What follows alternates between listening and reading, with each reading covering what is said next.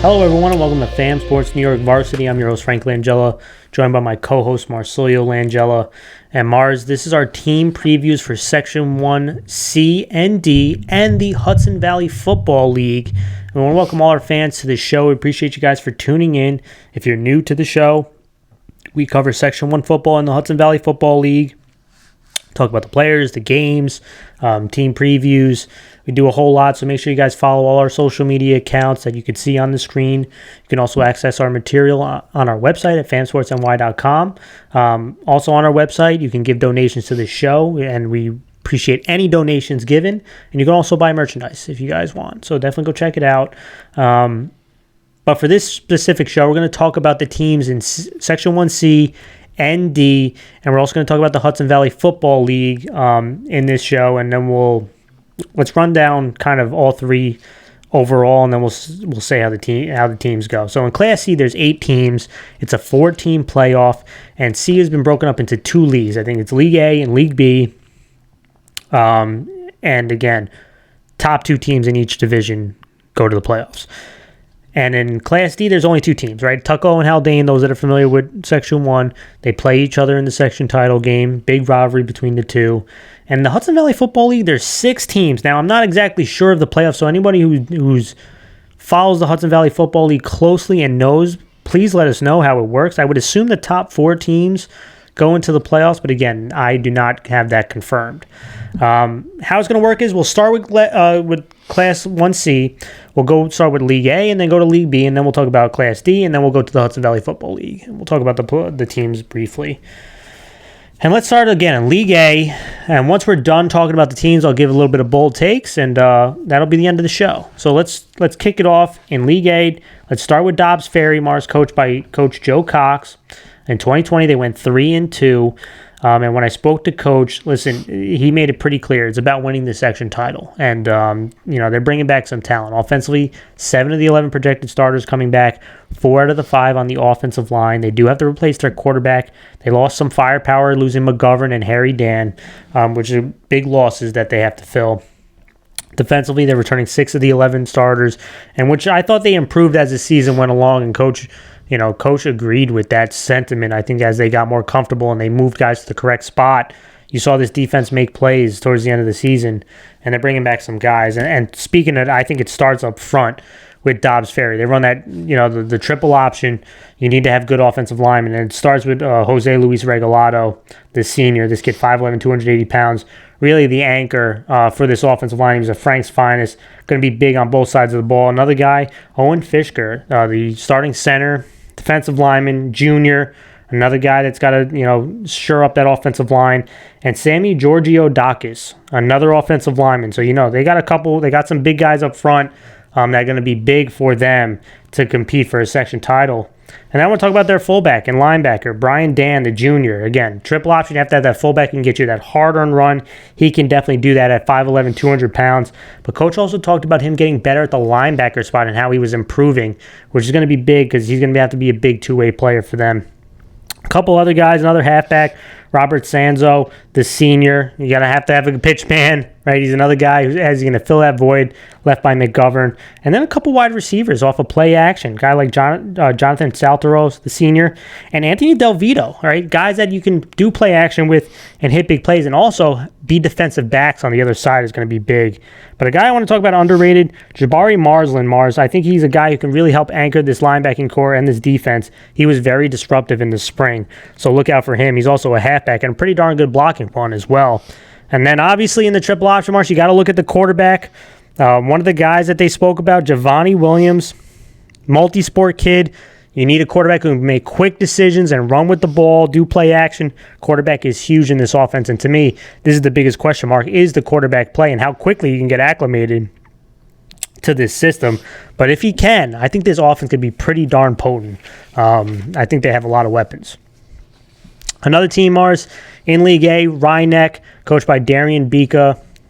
First season, he's replacing longtime coach Ian Nello. In 2020, they went 0-5. It was a real struggle.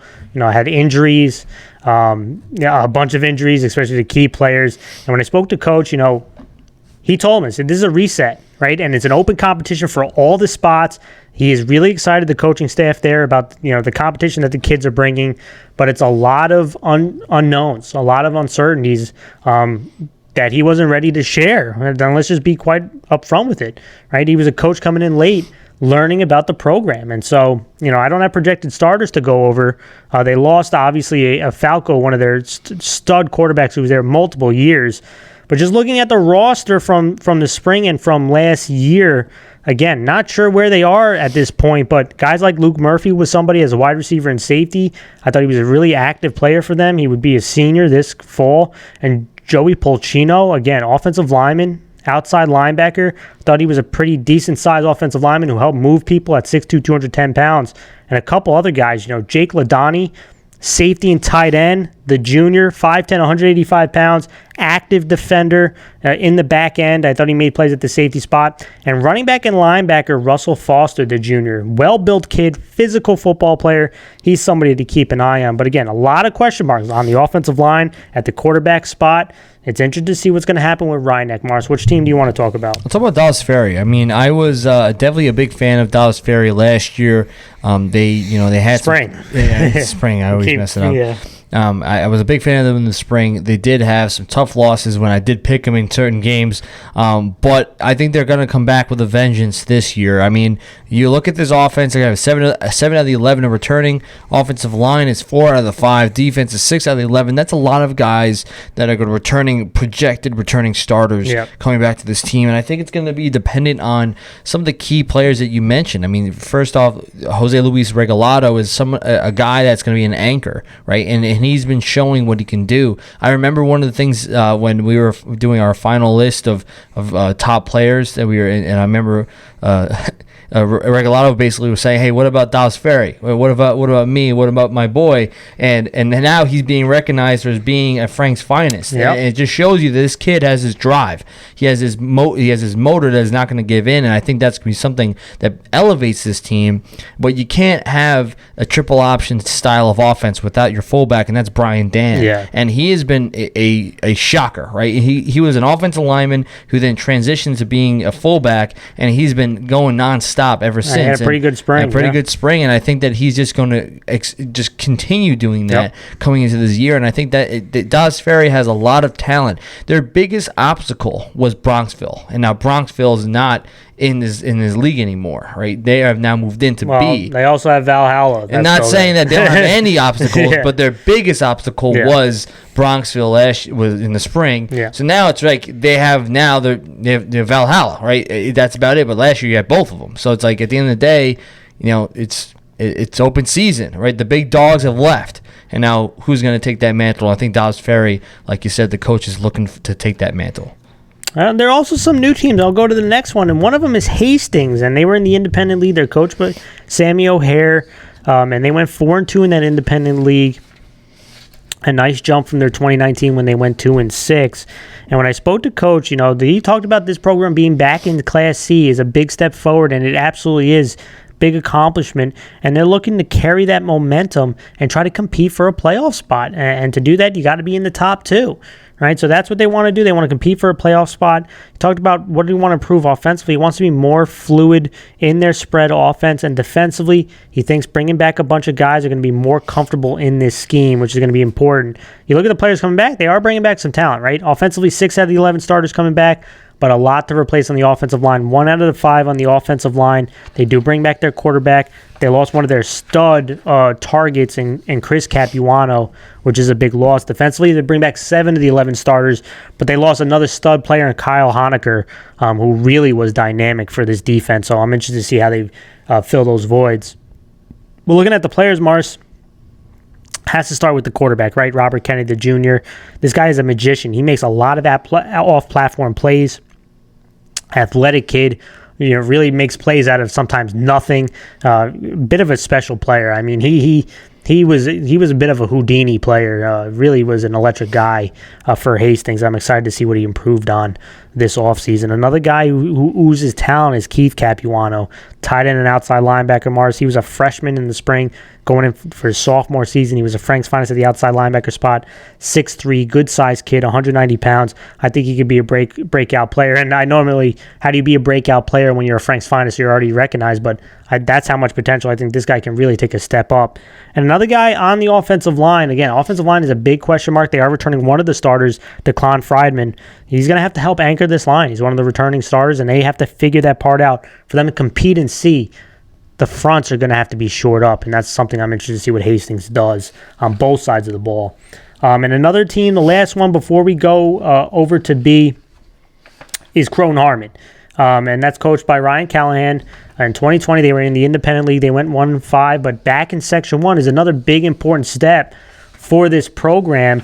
And, after multiple years in the Independent League, so good on the coaching staff, good on the kids to finally get back. And they know it'll take them multiple years to build this thing, and they want to fight to be around 500. They had 9 seniors graduate, and though that might not seem like a large number, it was the largest class that they graduated in multiple years, and could tell kids are more, into football in that program, and he wants to keep building on the grit and accountability in the program. And they're returning a bunch of their players, right? Offensively, 9 of the 11 starters coming back, 3 out of the 5 on the offensive line, bringing back a quarterback, and defensively, they're bringing back 10 kids who saw significant reps on the defensive side of the ball. And a couple of those players, it starts with the quarterback, Jacob Jones, a sophomore, very active. I thought as a linebacker, I thought he was pretty darn active. Gabe Calmalari, the junior, Frank's finest. He was a center, a guard, tough, scrappy offensive lineman. Another guy at a running back and nose tackle, Matt Stinga, the senior. Edwin Dowd, another running back and defensive back. And then you got guys like who worked hard that coach wanted recognition for because of the work they put in. They told us to keep an eye on guys like Sean McKay, Carter Schmidt, Colin Hooney, or Cooney, I'm sorry, I've got his name mispronounced. And then, Aiden Nickick, another offensive lineman. This is going to be really important. They want to try to build multiple years. Kids are in that program multiple years, right? They start playing from freshman all the way up to senior. It's important to get these kids in and keep competing. And this is going to be a nice test for them. Mars, which team do you want to talk about? Croton Harmon is going to be probably one of the more interesting teams because, when I look at them, you have so much returning players. And the question is going to be, does this all meld together? Does this chemistry really develop into a winning culture for Croton Harmon? And I really liked them in the spring, and they had a struggle. It was just hard to kind of get that momentum going. And I think this is going to be their main focus this coming fall, is because I feel like just having all this grouping of players back together on the field again, and I know it's never a guarantee for victory, guaranteed for success, but it's a good start. It's something that you can say, hey, listen, all these guys are coming back. We all know what we're doing. Let's try to see if we can get this going. I think this is going to be an interesting season for Croton Harmon because of the fact you do have some talent and you do have a lot of returning players. Specifically, Gabe Camilleri is a guy that I really like as an offensive lineman, and I think he's a tough and gritty player. I think he is somebody that you can say, hey, this is going to be what our staple looks like, and we need to have a bunch of guys who are just like this going forward throughout the season. And if they do that, then I think this is going to be definitely an improvement and a step in the right direction for Croton Harmon. Yeah, and it's a jump in competition, right? Going from the independent to C. Again, my big question is, can they match the physicality that you're going to see in playing teams like Hastings and Dobbs Ferry and and some of those other guys? I'm interested to see. Let's go to League B, right? And this is the other league on the other side. Another new team joining the fray, Albertus Magnus, coached by Brett Cotter. In 2020, they went 4-2. They lost to Briarcliff in the independent championship. They had a good season. They were in a step in the right direction from 2019 when they went 0-7. And coach wants to build on the momentum. You're hearing that word a lot, right? Some of these teams in the independent league jumping back into Section 1 want to keep building what they started. And he wants to take every play like it's your last play. And I think that's a great thing. Get the kids to believe in that. Play every play like it's your last one. And he's got to replace some players. He brings back some talent, but there are some players he has to replace on the offensive side of the ball. 4 of the 11 projected starters back, Mars. On the offensive line, 2 out of the 5 coming back. Have to replace their quarterback. And, they lost guys like Cody Johnson, Frank Amano, who were really good players for them on the offensive side of the ball. Defensively, this is a group that is bringing back talent, right? 6 of the 11 starters coming back, Mars. This was the number one defense in points allowed in the independent league. So to bring back 6 of the 11 guys on a solid defense is pretty important. And when you look at those players, there's quite a few guys that have impressed me. Starting with running back and defensive back Mike LaRusso, the junior. He's a leader. He's quick, shifty, good football IQ. Another guy, Chris Metcalf, outside linebacker, wide receiver. Another versatile guy, contributes each phase of the game. And defensive back and wide receiver Slaughter Joseph. He was a Frank's Finest DB, versatile athlete, good ball skills. And then we go to the offensive line. Center, defensive tackle Johnny Brickert. He was a Frank's Finest. I think he's one of the better centers. Tough, scrappy lineman. You got Connor Jean Lewis, the defensive tackle, coming back.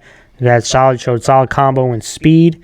And then some under the radar guys, running back and defensive back, Gamil Savor.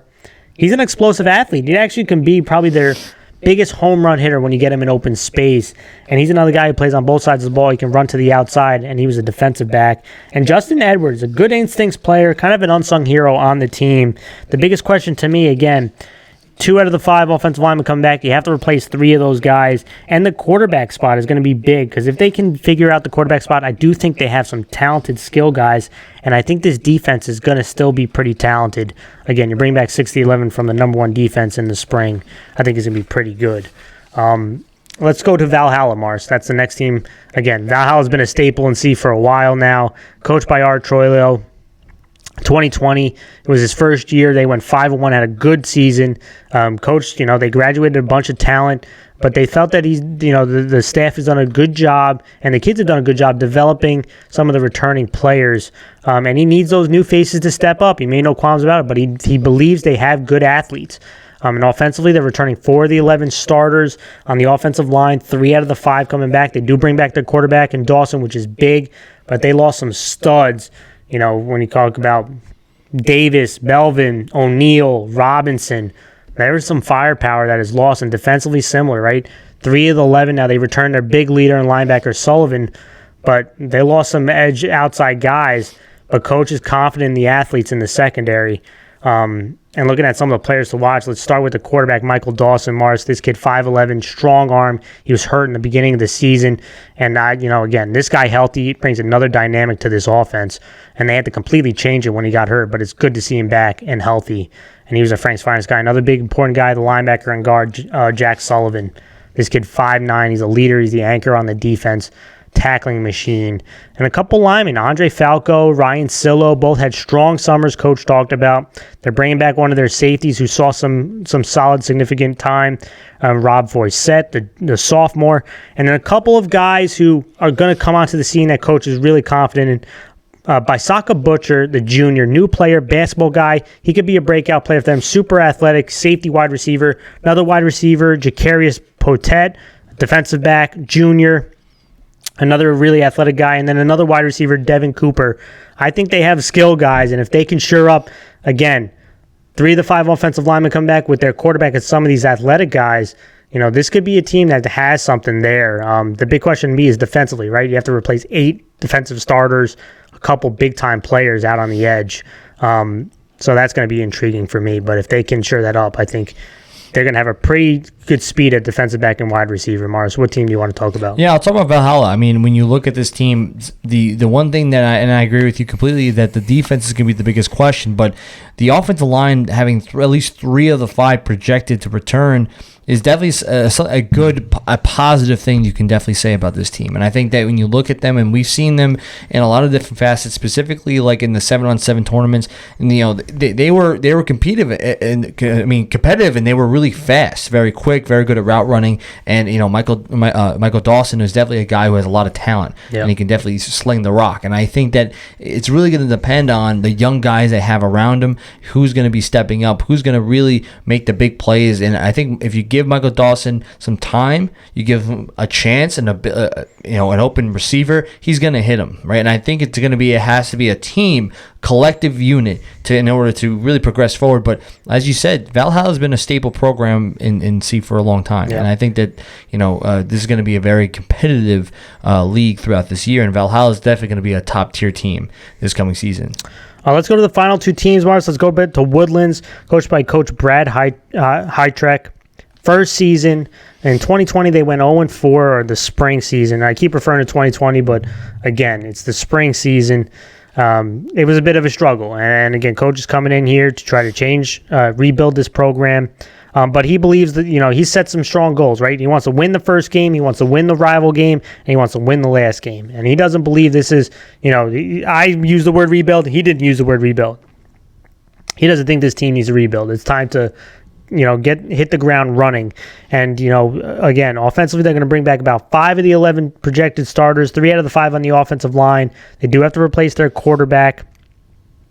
Coach talked about on offense what he wants to bring to the table is a balanced attack. They're going to be in the spread. You're going to see a lot of zone. But again, he wants to attack it in a balanced manner, both the run via and pass. Defensively, they're bringing back 8 of the 11 projected starters. And he wants to give multiple looks. They'll be in a 3-4. They'll be in a 4-3. Maybe they'll give some bear looks and some heavy run schemes. And, players to look at, to me, it all starts with their quarterback, who the coaches rave about, Thomas Gabriel. He had some playing time in the spring. They really like the work that he's put in, and he could be a breakout player. And then a couple other guys, David Martinez, he stepped up during the summer. Trevor Michael, this kid got bigger and stronger. And Jaden Brinson, a guy, not a very tall guy, 5'8", but 215, another important player. Again, there's a bunch of question marks. I think the biggest one is going to be, coach coming in late, right? Understanding the scheme. Again, it's a shortened off season. So, this is going to be, it's going to be a work in progress, right? And there's a lot to learn and a lot to, it's not that easy that just coaches just step in and all of a sudden everything's like, it takes time. So that's going to be big for this Woodlands team. And then finally, to wrap it all off, Mars, let's go to Blind Brook, coached by Darren Perillo. In 2020, they went 0-5. It was a struggle, but I was glad to see them play football because there was time where Blind Brook couldn't field the team, right? So I'm glad that they were playing. They have really been young the last 2 years, and they've taken their lumps, but Coach talked about he wants to show the league and the community that they belong in this class, and I love that sentiment. And they're bringing back players. I mean, offensively, 9 of the 11 projected starters coming back, 4 of the 5 on the offensive line. And they're looking to improve the run game. That was a big emphasis by the coach. Defensively, 9 of the 11 starters coming back. And Coach talked about the big thing is improving tackling. They were not a very good tackling team in the spring, and that's a big emphasis by Coach. And looking at a couple players, Mars, the big one to me is Mark Short, the offensive lineman, defensive lineman. He was a Frank's finest, big, strong, two-way lineman. He's going to be a huge part of this of the trench battle for this team. And another guy, wide receiver, cornerback, played some quarterback, Matthew Shaw. This kid, 5'10", I thought a really solid blocking wide receiver. And he's also very active as a defensive back. Unfortunately, you don't want your corners making a bunch of tackles because that just shows that they're getting way too much penetration. But this kid is not afraid to come up and make plays. And there's another guy, again, not too sure where he is, but I did a breakdown on him, JP Inverno, the junior. This kid had really good body control and made some really nice catches. And I'm interested to see, again, what the skill guys are in this offense. I'm really intrigued to see how Blind Brook does, and if they could take a step in the right direction, Mars. Which team do you want to talk about? I'll talk about Woodlands for a little bit. I feel like Woodlands has, I mean, you look at their possible returning players. I mean, specifically, I really target the 8 out of the 11. But like you said, it's a long road ahead. But I really like the mindset of the coach saying this is not a rebuild. This is not we're not caving, right? We're not making any excuses, and we're here to win games. We're here to compete. And I really think that is something important for anyone. And I even know they might have came in late. I think it's important, right, to make sure you set that standard, because whenever a new coach gets hired, hired, there's always that mindset and that mantra that, the first year is always the worst because you got to implement everything. And being a kid, there's one thing like in the NFL and college, you're like, oh well, you know what, we're professionals or we're higher end players. This is a high school kid that sees a new coach come in, but I think that's important to set that record straight. Make sure that we're here to compete, guys, and I think that's gonna be really important. And I think these kids have ability, they have talent. It's just now, can they put it all together? I think, can they have a cohesive plan and they can put that plan into place? And I really think it's going to depend on guys, specifically the guys like Thomas Gabriel at quarterback. That if can they perform well, right? And it's going to be the offensive line gives them the ample time and also sets the stage for a running game, right? And I think that's going to be something that we have to look forward to this coming fall. Yeah, absolutely. Well, that was Class C. Let's move to Class D, Mars. And there's two teams here. We'll go through both of them. I'll start with Tuckahoe, coached by John D'Arco. 2020, they went 4-2. Remember, 2019, that's when they went 9-2 and won the section title in Class D. They've had back-to-back winning season now for the first time since 2011-2012. So quite an accomplishment. And when I spoke to Coach, he was excited, and he wants them to be competitive playing all these C schools, and obviously at the end of the year to beat their rival Haldane for the title. I mean, they want to be one of the best teams in New York State, and that's kind of the mindset that they have. And when you look at the players coming back offensively, 6 of the 11 projected on offense, 3 out of the 5 on the offensive line. They returned their quarterback. And Coach talked about how they were getting comfortable as the season went along, in which they found their identity and got more comfortable in the offensive system. And you saw them play better as the season went along. And I thought that was true. Defensively, they do return 7 of the 11. So the big thing Coach talked about is improving the technique. You also have to replace a guy like Cypher, which is not an easy thing to replace. But when you look at the players, the big one's got to start with running back and linebacker Michael Myers. To me, he's been a force multiple years now. He's probably one of the best running backs in the small schools. That just, unfortunately, being a small school, you don't get enough recognition. But this guy is an absolute force and one of the best at 5'10", 185 pounds. And then I look at offensive lineman, defensive lineman, Nick Santucci. Mars, we talked about him a bunch. The senior, again, Frank's finest, captain, steady force. Another guy we talked about a lot, Andrew Reichelt, defensive end and lineman. Again, this guy contributes at each phase of the game. We talk about the quarterback. I did a breakdown on Michael Annunziata. He's coming back, and they want to see if his consistency has improved, his decision-making has improved. But a guy has not talked about a lot, and that's Luis Chiavetta. He's a wide receiver, running back, linebacker. He does a little bit of everything. He's the extension of coaching on the field, and that's a great compliment to have from your coaching staff about a player, is that's how smart of a guy he is. He's really a glue guy for this team. He's a leader and a really important cog for this team that doesn't get talked about enough. Another guy to look out for, John Benke. This kid, a big target, junior, 6'3", 205 pounds, going to be a big body target. Again, they have some guys who can make some plays in this offense. To me, the biggest question mark is finding those 2 offensive linemen. I mentioned 3 of the 5 back. Who's going to replace those other 2 is going to be a big part. Because if they can't, I think this offense with that running back and some of those wideouts, and if the quarterback has improved his decision-making, because he is a talented young man, I mean, this could be a dangerous offense. No doubt about it. Let's go to the next team, the other team in D, Mars, Haldane, coached by Coach McConville. In 2020, they went 2-4, and Coach talked a similar mindset to what Tuckahoe. They're playing a bunch of C schools. They want to be competitive against these C school teams and get better as the season goes along to play their rival at the end in Tuckahoe to try to win that 1D championship. And offensively, he's also bringing back 6 of the 11 starters, 3 out of the 5 on the offensive line, but they do have to replace the Santos brothers, 2 very talented football players, one at the quarterback spot and running back spot. Defensively, they are bringing back 6 of the 11, and they talk about improving on their run defense. And again, that's some talent they have to replace there. But a couple of guys, it starts with the quarterback, Ryan Van Tassel, the sophomore, young quarterback. Coach talked about making his life easier, and that's by getting the ball out of his hands quickly because he has some weapons. Thomas Tucker, the wide receiver, the junior, he had a good summer. He's a guy who had 10 catches versus Tuckahoe at the end of the spring season. Soren Hombo, Frank's finest wide receiver, running back, defensive back. This kid's 6'2", 165 pounds, really reliable guy, especially over the middle. And then defensive back and wide receiver, Soleil Gaines, Frank's finest DB, one of the better man-to-man cover guys. I'm interested to watch him. And then an underrated guy, Evan Gianchinta, the running back and outside linebacker, sophomore, was a freshman. He made some plays, and they moved him around a bunch. And for a freshman, that's pretty impressive and to have success. And then a couple linemen, because lineman is going to be big. Will Etta, the senior, he's been there a couple years now. And then offensive center, Jack Hartman, right? Those two guys are going to have to man the fort in the trenches. And to me, that's the biggest question, developing the quarterback and the steadiness of this offensive line. The good news, that quarterback has weapons. So if they can shore that up, he can have some targets to make some big-time plays, Mars. Which team do you want to talk about? Well, talk about Tuckahoe. I mean, Tuckahoe has probably one of the most explosive players in all of Section 1, and I think that's Michael Myers. And we've been talking about this kid for quite some time now, and I think that he's been a human highlight reel, and I really like the way he plays. But it really has to also depend on guys like Nick Santucci, right? These are both Frank's finest. They're both players that you would every coach would wish they would have on their team, and I think that this team has a lot to prove. I mean, Haldane had, like you said, the Santos, and they were just dominant, right? But Tuckahoe beat them last game. Yeah, I know they were. I know, and me and you were also kind of splitting a lot of our choices between both Tuckahoe and Haldane last spring, and I think that Tuckahoe is going to be one of those deadly teams again. I think they will be competitive against C teams. Right? I think they have the talent that they can do so. Yeah. Now, granted, do I think they'll be able to beat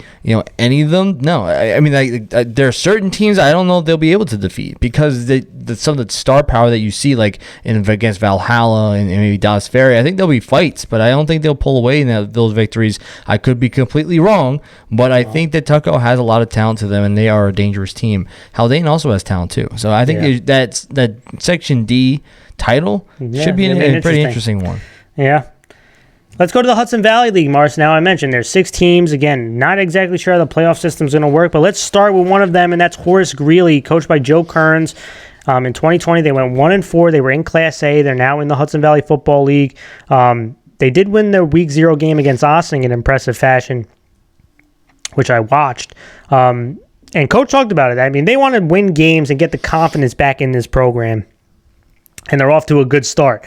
And the important thing is they're bringing back a bunch of guys to help them compete. Offensively, Mars, 7 of the 11 starters anticipated back. On the offensive line, 3 out of the 5. They're bringing back their quarterback. Now, you lose Marangola, which is a big loss, but again, they have some guys coming back that will help. And defensively, 6 of the 11. And when you look at the guys that they have, and one guy that was a big-time player in that Ossining game is their quarterback, Ryan Wool, the senior. This is a dual-threat guy. He had that long electric touchdown against Ossining. This is going to be he's going to be a huge part of this offense. He's going to have to make some big plays. He also had a passing touchdown. It's that dual-threat ability in that spread offense he's going to be a big part of. Another guy I want to talk about, defensive end and offensive lineman, Julian Koku. He was our Frank's finest. This kid's 6'3", 205 pounds at that defensive end spot, explosive edge guy. He's going to have to be an anchor on that defense. He's going to have to be a big player to make a lot of plays. Another guy, Vincent Santilla, running back and outside linebacker, the senior.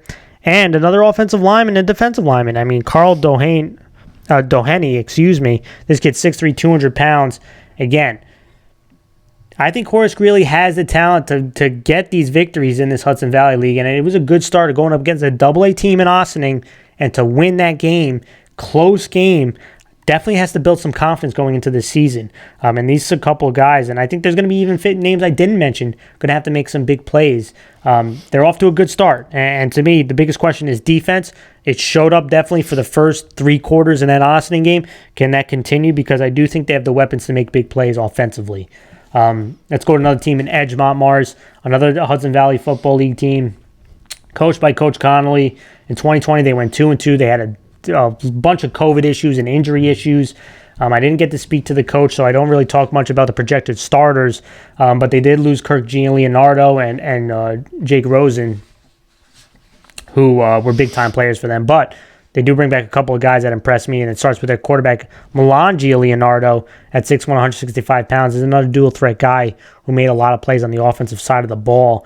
And another guy who was reliable, Frank's finest, Davis Kim, the junior, 5'9", 175 pounds, not very big, but he had good body control and was just extremely reliable. And another surprising guy might be the breakout player for them, running back and linebacker, Joey Sato, the sophomore. He was a freshman. He made a big time, I think it was an interception against Hastings at the goal line and brought it all the way back for like 99 yards. And he made plays. He was a really active player for them.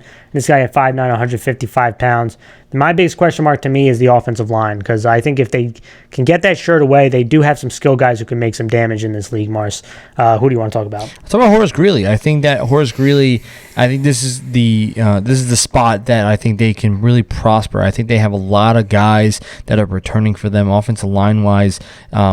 3 out of the 5, and I think that they, the win they had against Ossining was a pretty decisive one, and I feel like it was a close fight. 16-14. But you watch some of the highlights that they had. Some of their offensive plays were just explosive, and I think that they felt the most comfortable I've seen them feel in a while, and I feel like they have some this like energy about them. Yeah. There's something that you haven't really seen from them in a while, and I think that's such a good sign for a program like this, where you really like some of the facilities that they have are like phenomenal, and you're saying to yourself like, wow, like maybe you're starting to see some of that growth start to occur with some of their players. And as a coach in the area, I've competed against Horace Greeley before, when I even was a player, we did at some point, and I feel like now you start to see some of that spark happening, and I think that's something that is great to see. And specifically when you look at this offense, I feel like when you look at Ryan Wall, right, he's a dual threat guy. Of course, he can throw it, he can sling the rock, and he can also move, and I think that's something that is a very good thing to have in this type of league, and also just as an offense in general. Right? A quarterback that can really hurt you in many different ways. Now, again, it was one game, but what I liked is I thought he was more accurate against Ossining. He did have some turnovers that did hurt, but he made some plays. We always knew he could run, right? But the question was how accurate could he be, and I thought he was accurate enough. Let's go to another Hudson Valley football team, ours Irvington, and they have a new coach, and Coach Jeff Michael. In 2020, they went 2-3. Didn't get to speak to Coach again. He came on late. There's a lot to take in at a program. It's hard to get a big evaluation when you start so late. But what I do know is, again, they lost a couple big-time players. Running back Anna Carrico, who was a stud for them in the spring. And on the defensive side, losing Kim and losing Stein, 2 big-time linebackers. But when I look at players to watch, 2 definitely come to mind as their 2 captains. Ethan Picola, 4-year varsity player. He's going to be, he's a 3-sport guy, going to be a big 2-way player for them at the running back and linebacker spot. And another kid who plays quarterback, wide receiver, corner, Tommy Flanagan. Another guy is going to be huge for this team. And for Irvington to get back on track and to start building in the right direction, these 2 guys are going to have to be big-time players for them. Let's go to Peekskill Morrison, and they have another new coach as well, Coach Malcolm Wright. In 2020, they went 2-3. Coach Wright has come in, again, a guy who started a bit late in his first season, and when I spoke to him, Coach talks about changing the mindset at Peekskill. He wants to win each day, have these kids dedicated to win each day, and he wants to create an expectation there, and that's really important, and the thing that he described is an expectation that doesn't change, and that's important to do when you first show up. And offensively, he's going to mix it up. I mean, he's going to do some spread. He's going to do some wing tee stuff out of the spread concepts. Defensively, they're going 50 read. And this is a coach who bounced around from Yonkers and Harrison. So, again, he's come from a few different areas.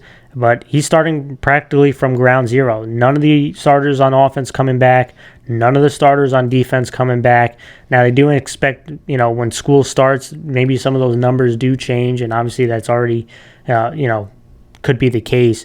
Some of the guys look at Isaiah Crawford, Jaden Chavez, Levon Mont.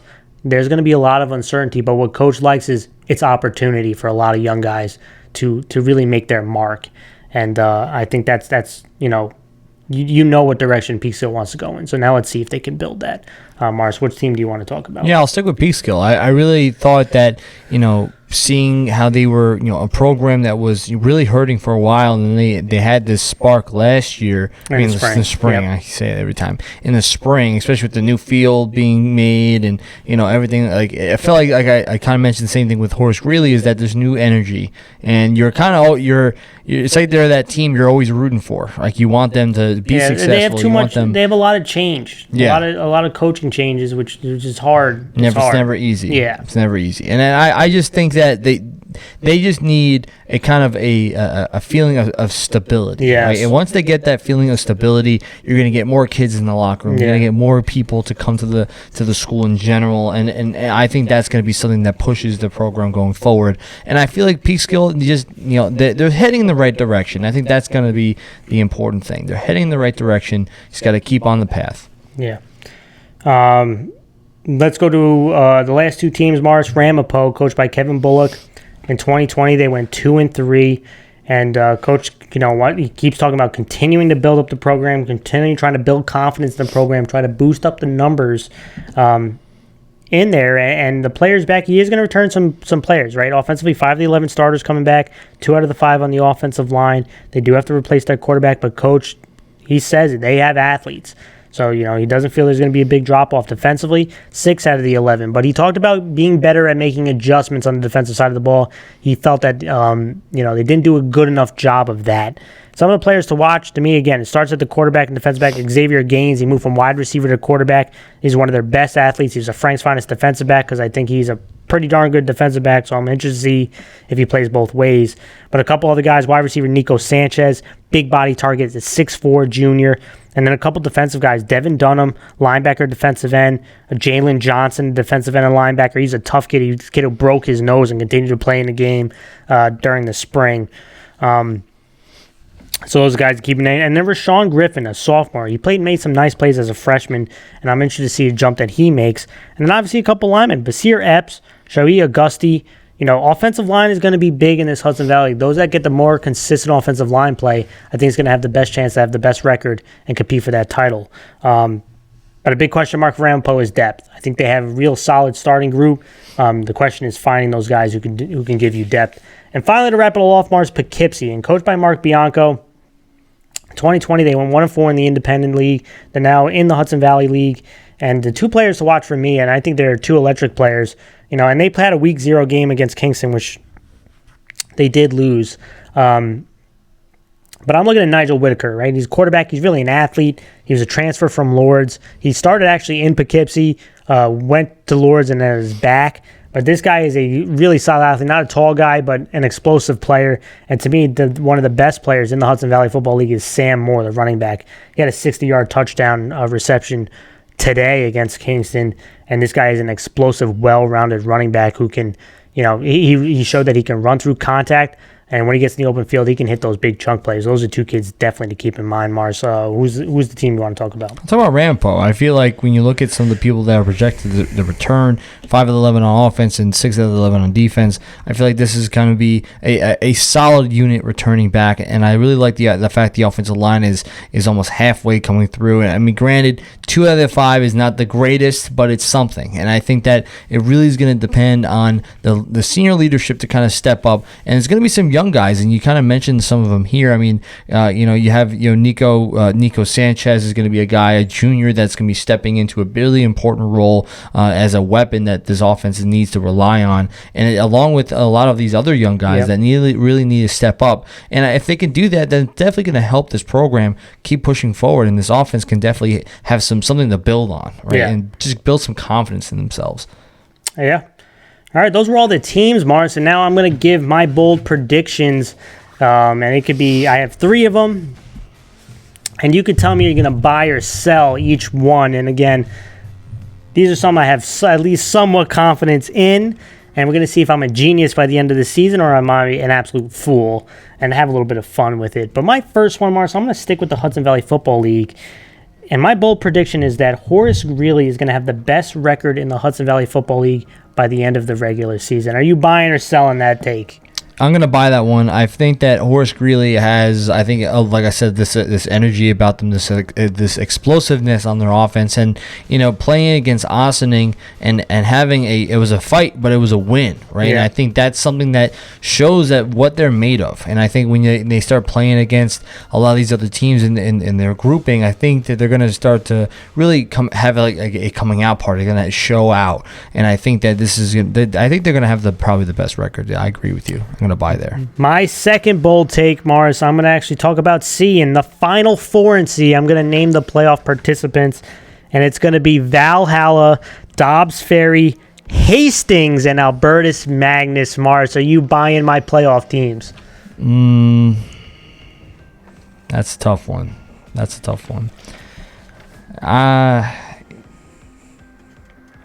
You know what? I'm gonna sell on this one. I think that when you look at, I don't think that Hastings will be the team that makes it, and nothing against Hastings. I think there'll be a mix up of some here. I think almost a guarantee Valhalla and Dallas Ferry will be the two that will make it, and Albertus Magnus and Hastings are going to be the two wild cards I'll throw in there. So I'm going to sell on those two. Okay. Now again, you don't have to name teams. You just buy or sell it. My final one, I'm going to stick with C-Mars. I have Dobbs Ferry winning the section title over Valhalla in the Class C championship. Are you buying or selling? I'm going to buy on this one. I think that Dobbs Ferry was a team that I was picking heavily last year, and I feel like I'm going to stick with those picks. I'm going to say Dobbs Ferry is going to beat Valhalla in the title game because, like I said earlier in the show, I feel like their biggest opponent that really took a lot of the life out of them was Bronxville, and that Bronxville is now out of C. It's going to be a showdown between the two, and I think Dobbs Ferry just has more ammunition.